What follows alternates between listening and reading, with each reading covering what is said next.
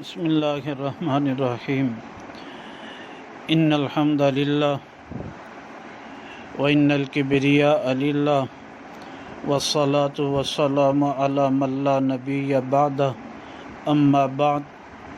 عقیدہ ختم نبوت کے بارے میں حدیث نمبر 152 بیان کی جا رہی ہے۔ یہ حدیث مبارکہ کنز الامال فی سنن الاقوال والافعال میں موجود ہے۔ صفحہ نمبر 75 جلد نمبر 12 پر رقم الحدیث 34,495 ہے۔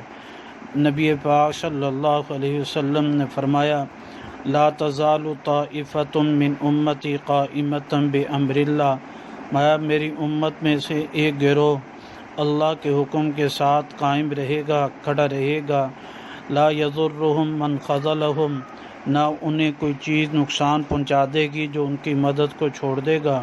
ولا من خالفہم، اور نہ ہی ان کی کوئی مخالفت انہیں نقصان پہنچائے گی۔ حتیٰ یأتی امر اللہ، یہاں تک کہ اللہ کا حکم یعنی قیامت آ جائے گی۔ وہم ظاہرون علی الناس، اس حال میں کہ وہ سب لوگوں پر غالب ہوں گے۔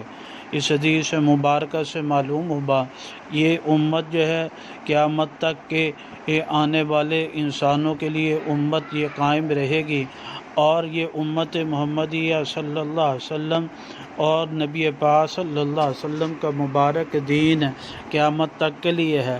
اس امت کے بعد کوئی نئی امت نہیں، اور نبی پاک صلی اللہ علیہ وسلم کے بعد کوئی پیغمبر نہیں ہے۔ یہی ختم نبوت کی دلیل ہے۔